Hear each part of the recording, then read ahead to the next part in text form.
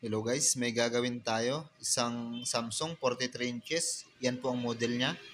Ang problema nito guys, wala siyang display pero may sound siya. Good naman yung backlight niya. Iginawa na yan ng ibang technician. Ipinasa lang sa akin. Hindi na daw kaya. Papalitan na daw ng LCD.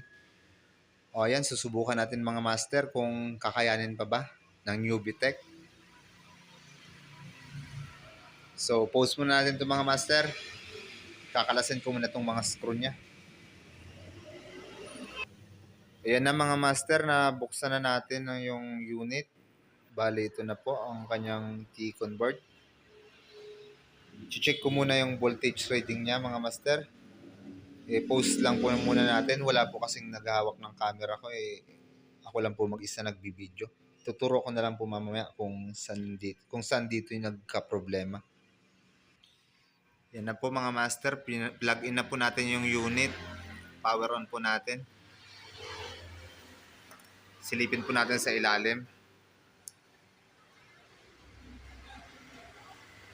Yan po. Wala po siyang picture. Kung mapapansin nyo, meron po siyang liwanag. Yan po. May liwanag po siya kaso wala po siyang display.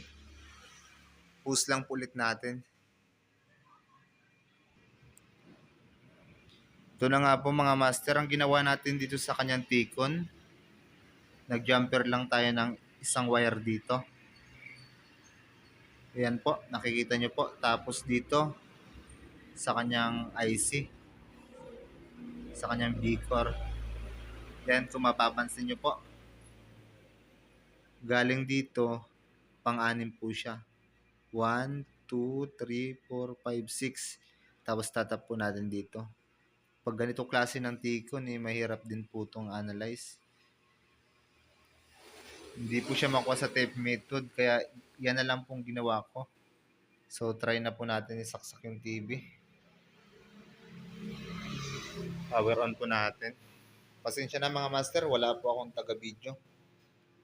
First time po mag-vlog Power on na po natin. Ayan po. Kung mapapansin nyo po.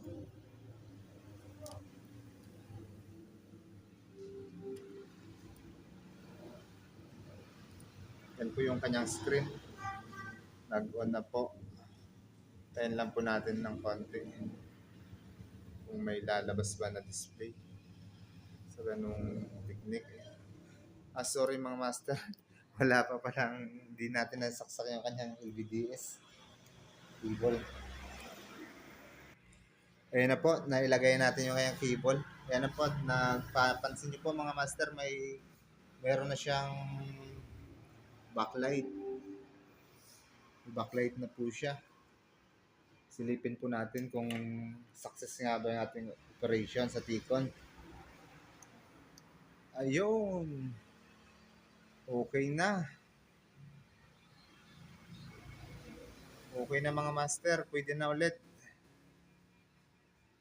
Sa ganitong model ng Samsung na 43, medyo napakahirap din pala to. Okay na ulit. Medyo makinis naman siya. Kaso may parang counting shadow dito sa gilid. Pero okay na. Wala namang hairlines or bar lines. Try po nating tastingin natin mga master. Tatakpan po muna natin. So ito na siya mga master. Ay harap na natin. Pasensya lang po at wala po tayong taga-video. Ito pa lang po yung aking shop. Nagsisimula pa lang. Pag ganitong problema ng TV talaga, lalo pag newbie, medyo mahirap din. Yan na mga master, okay na siya.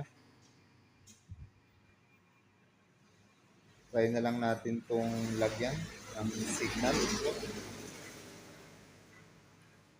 Pero kung bago kayo sa aking YouTube channel, huwag na din pong kalimutang mag-like, subscribe, at pahit na din ang notification bell para sa ma-update po kayo sa mga susunod nating video.